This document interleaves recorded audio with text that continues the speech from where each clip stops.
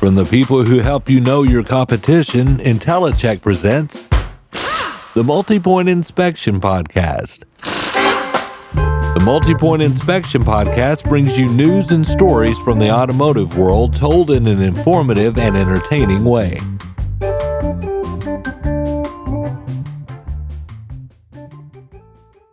Previously on the Multi-Point Inspection Podcast.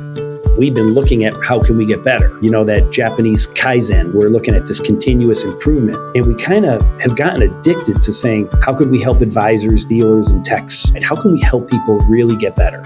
Last year, we had 2% turnover. This year, we're going to end up about 3.5% points. So the dealership world runs at about 47%. And we certainly buck that trend. And that is by connecting with people, and that's by allowing them to be the better versions of themselves. And when you do that, they become very loyal to you.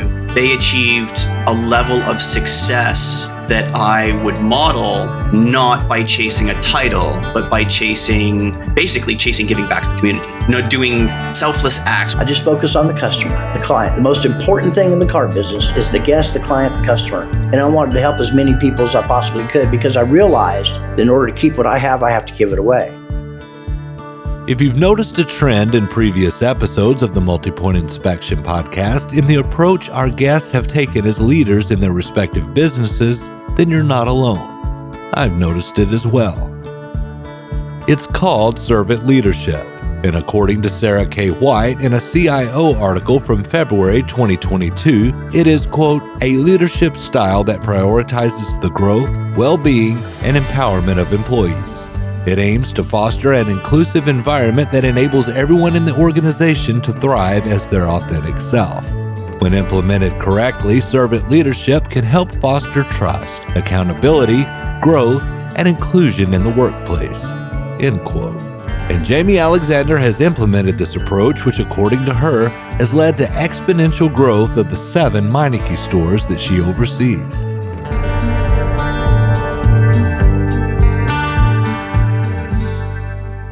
My name is Jami Alexander. I'm the general manager of 7 Meineke car care locations here in the Pacific Northwest. Meineke is a corporate name, but they're independently owned and operated. My role within the company is just a little bit of everything. I'm in charge of training. I help with HR. I pay bills. I go out and get new business. So my title, I don't really like the title general manager. I'm here to help. I'm here to lead and, just do what it takes to get the job done. So what does servant leadership look like to Jami? So servant leadership and kind leadership, I think, is a critical piece of being a good leader and forming, quality teams. Servant leadership to me is forming an inclusive environment where we can embrace individuality. We need to have open communication and accountability. I think accountability needs to be across the board. And that goes for me. I can't hold my team accountable if I'm not allowing them to hold me just as accountable. I think that our processes that we all have are tried and true and proven, but our process is only going to be as good as we treat our people and how we help them buy into the vision and to buy into the way that we do things.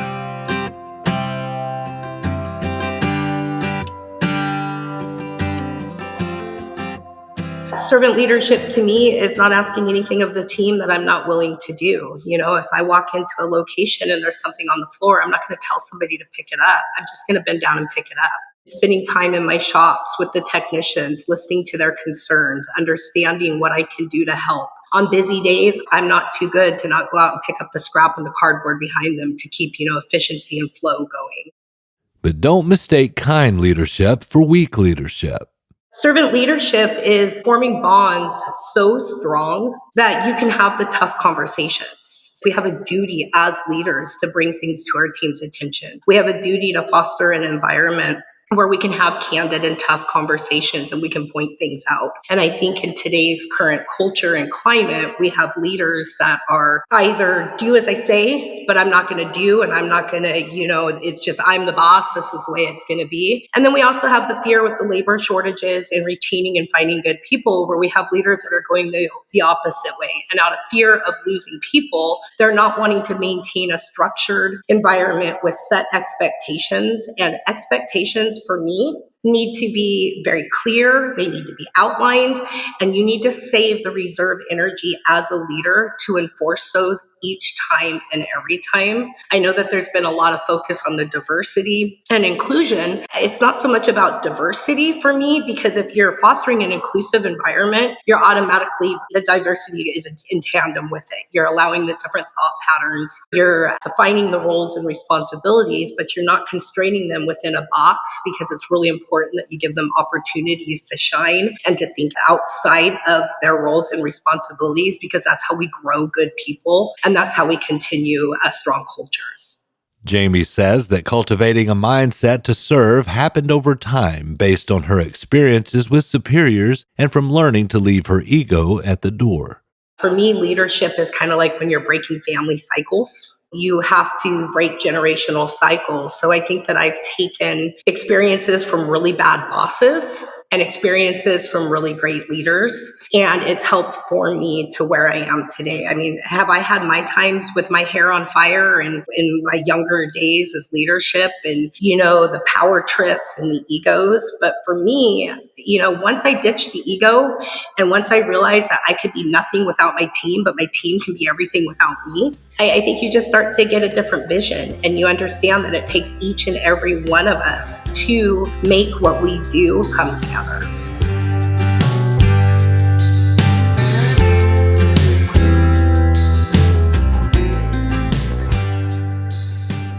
Many of us have learned that if we're not happy at home, it's difficult to be happy at work, and vice versa.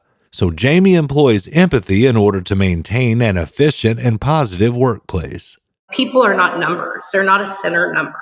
They have real life problems and they have real life issues. So I think for me, what I try to do is I try to be empathetic to the team. And if the team is having a personal struggle, I feel honored if they can share it with me. They don't have to share it with me, but if they do, I'll help them with problem solving. And one of the hardest things that we have to deal with is when we have outside influences and outside struggles is being able to separate it and continue to keep the operation going. So I help them with problem solving and how to help them work through those kind of things. And again, it's just, like I said, it's accountability. It's creating open door environments. And, if there's something that I can personally do or professionally do to help them, I want to foster that kind of communication and that open door relationship to where they feel they can be comfortable to talk to me about it.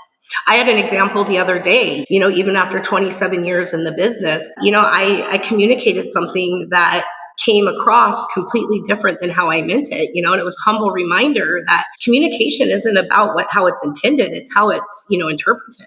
Perception is everything. And Jami believes that having an empathetic approach has led to a lower turnover rate at her stores. We have a pretty strong retention rate. In the last year, we have lost one manager and we've lost 2 technicians. The technicians piece was they just moved. They moved completely out of the area. We have a pretty strong team. It's really hard with having 7 different locations. I can't be in all 7 at once. So, it's being able to allow them to, because each location is like an ecosystem. Their customer base is different. Their manager skills and capabilities are different. Their technician bases, our skills are different. And so allowing an opportunity for them to thrive in their ecosystem, but keeping the communication and the team together as a vision of one is something that I believe is super important. So we have a daily messaging platform that we use. We send out our sales as they come in. We send out some days just our frustrations and our struggles, because not everybody's going to be running on all cylinders at once. And I think that it's really important to let the team know that if one store's struggling, we've got 2 others that got their back, or vice versa. We'll talk about getting away from flat rate, bridging the gap between the counter and the shop, Meineke's e-inspection, and more after a word from our sponsor. Perception is not always reality. And, there's this perception that the dealerships are more expensive for everything. And IntelliCheck kind of confirms that that's not the case. IntelliCheck helps dealerships become aware of where their prices stand in regard to their competitors. And IntelliCheck does a good job of giving us that pricing data to confirm that we're in the market. And this allows dealerships to make their customers aware of their competitive pricing. I placed 2 placards in the business center so they could see that while they're over there working on computers. I also placed it in our coffee area. We have a glass wall there, so when they walk in, as they're putting their creamer and sugar in their coffee, they're going to look up and see the pricing for our pricing as well as our competitors. Introducing IntelliShare. IntelliShare contains all of IntelliCheck's promotional tools that you can use to promote your favorable prices, including Intella Ads, the printable flyers that you can show off in easel displays, Intella Media for your digital media boards, and Intella Widgets, so you can show off price comparisons on your website and even let your customers schedule from the widget. Just having access to that data that they're able to provide gives us a good plan of how we're going to proceed. Call 877-827-7273 or go to IntelliCheck.com to find out more about how the IntelliShare series can help you grow your business.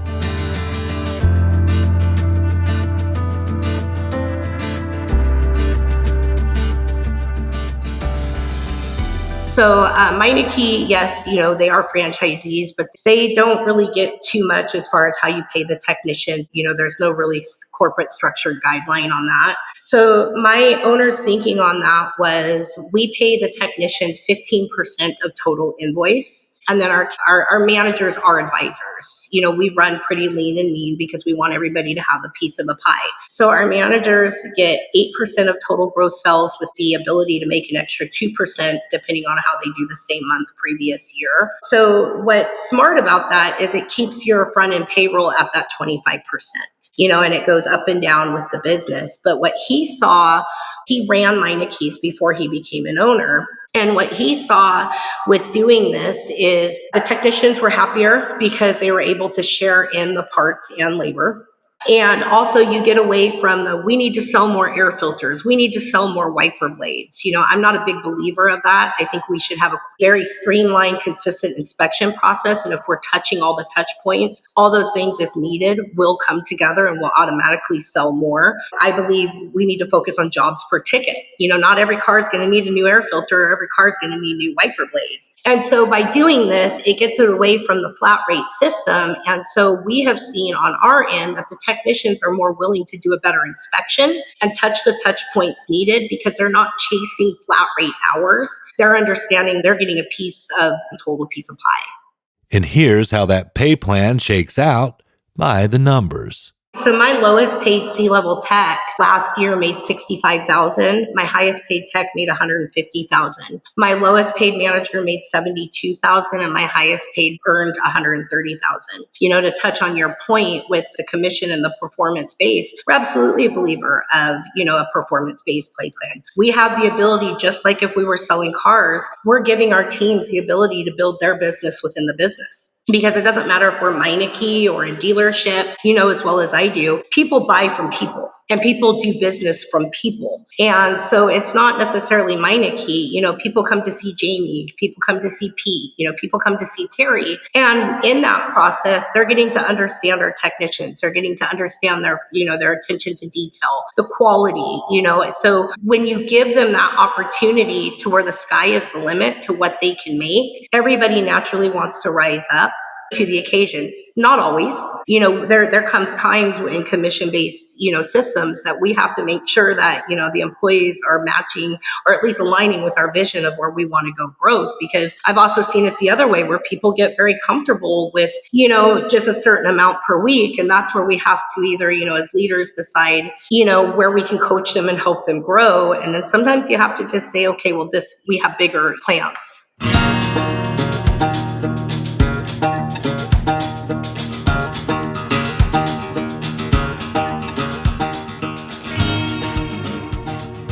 Jami has spent a lot of time studying the cause and effect of the technician shortage to look for ways to improve it. I have spent a lot of time this past year really trying to dig in and to understand where the technician crisis, happened and what we did as an industry. And I know there's been a lot of debates of whether it's the dealership's responsibility or the independent shop's responsibility. Personally, it's all of our responsibility, in my opinion. The industry is viewed from a customer perspective as one. It doesn't matter if you're a dealership or an independent repair shop, and our reputation will only be as good as our best ran independent or a worse ran dealership or vice versa.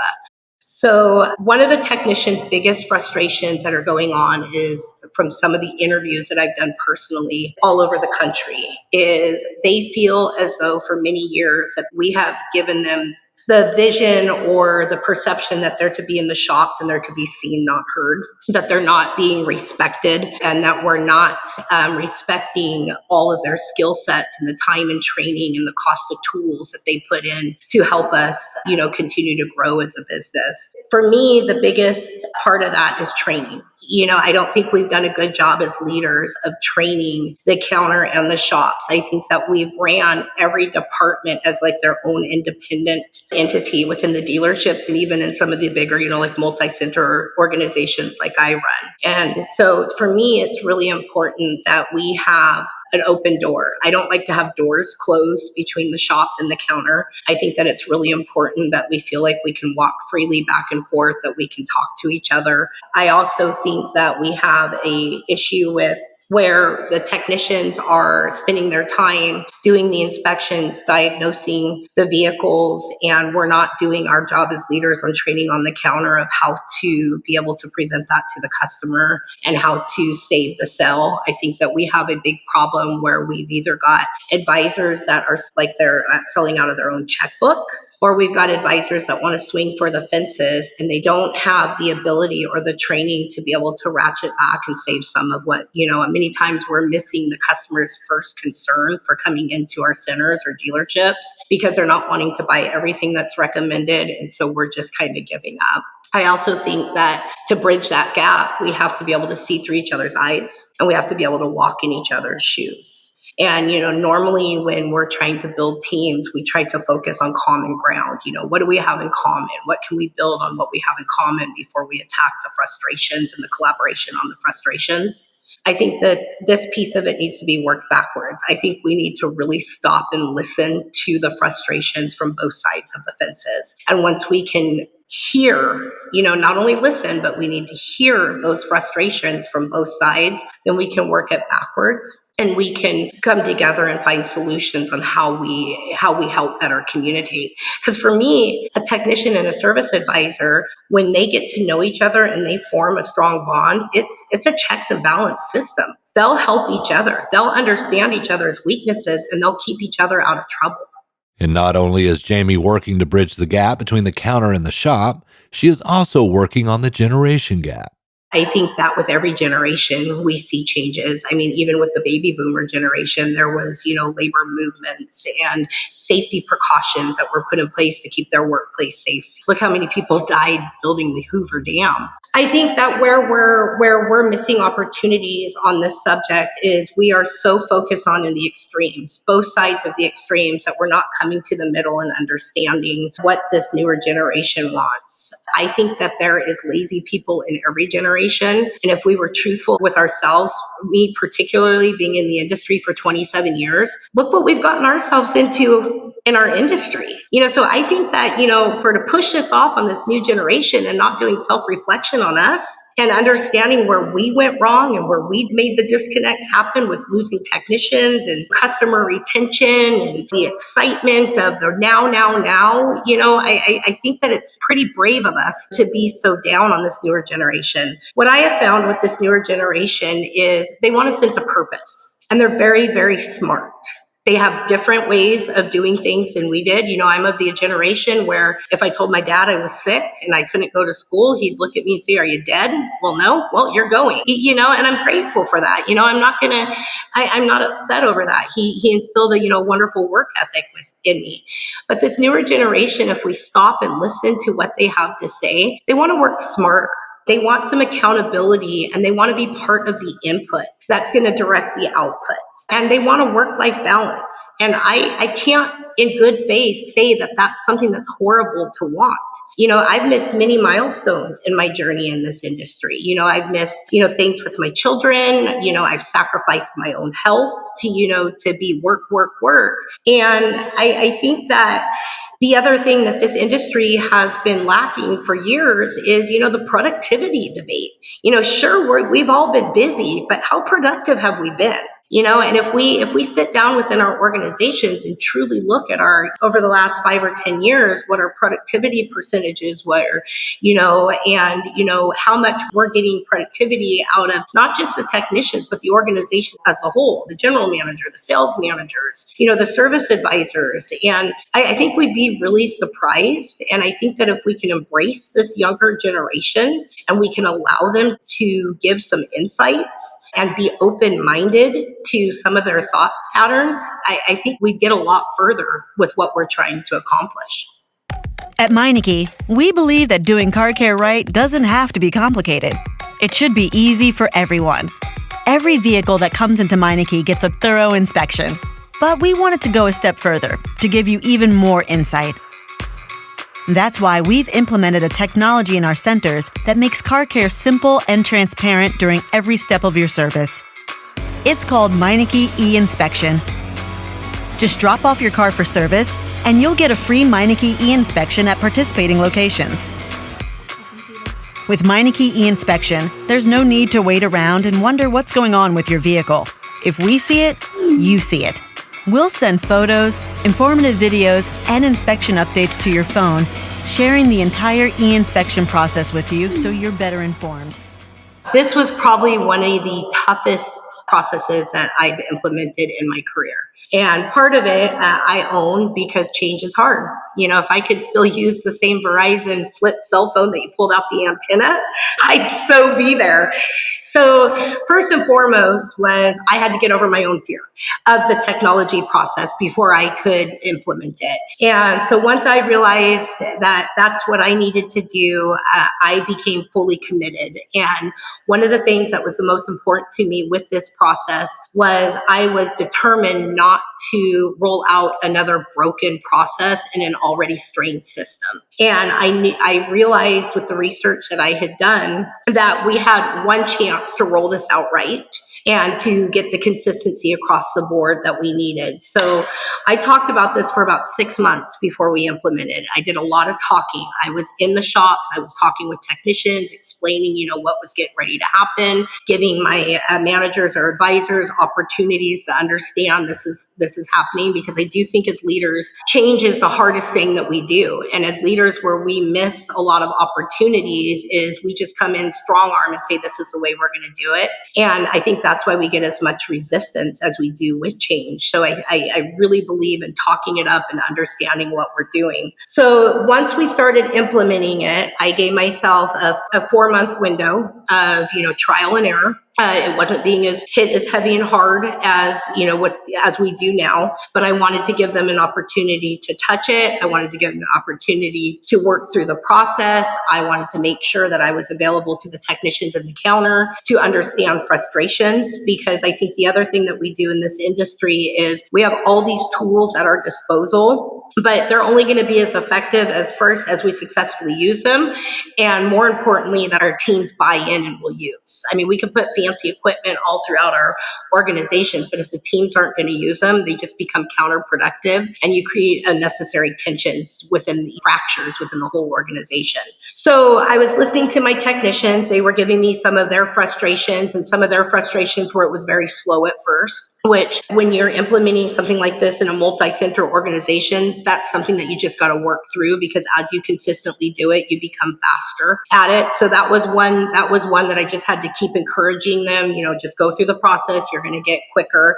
And then the communication between the back and forth between the counter and the shops, that was really hard to understand, how they communicate back and forth. And after that 4-month window, we started talking about it more and more. And so I started sending out weekly text messages to the stores, letting them know their inspection rates, their jobs per ticket, how long the customer is reviewing it. And then eventually it moved into bonus. This is a new way of doing business. And I think one of the biggest things that we have to be careful with these inspection processes is if you're not going to be fully committed to roll it out properly, we're going to continue the cycle of the retention issue that we have because we've just set a new expectation from our customers. And so if they're going to come in to our location to get their oil changed today and we do a phenomenal inspection and they come in 3 months later to get that next oil change and we don't do that inspection the way that we did the first time, we're going to lose credibility and they're going to go elsewhere.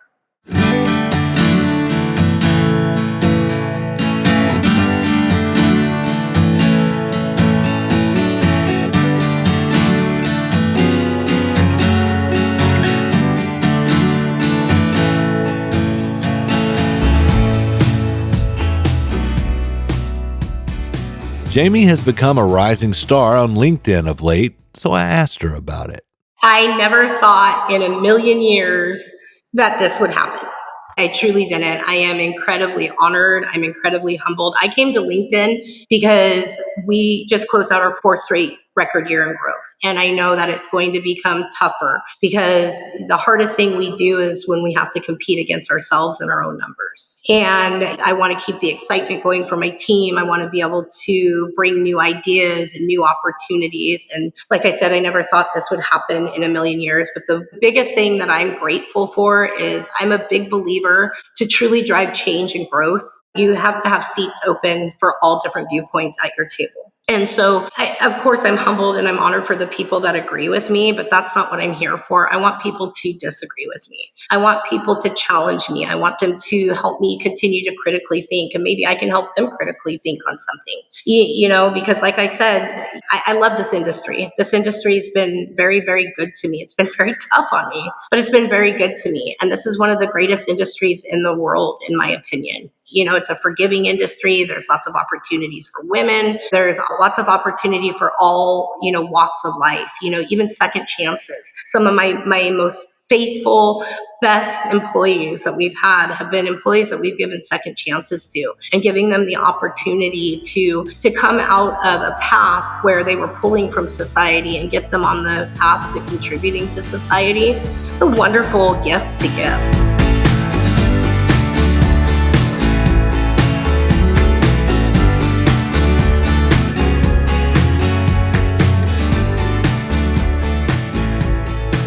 I'm still processing all of this with the LinkedIn, but I'm incredibly honored and humbled to be able to have a voice within the industry. And I'm hoping to continue to learn different ideas and different approaches so we can change the stigma together.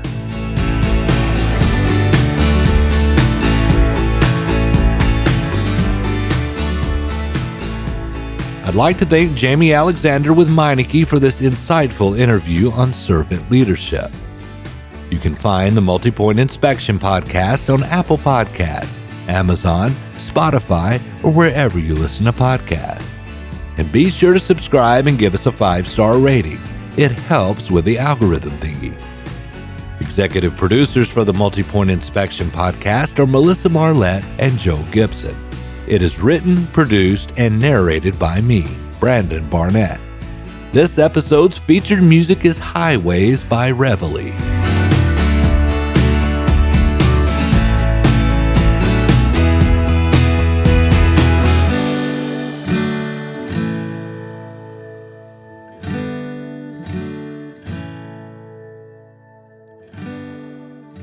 IntelliCheck.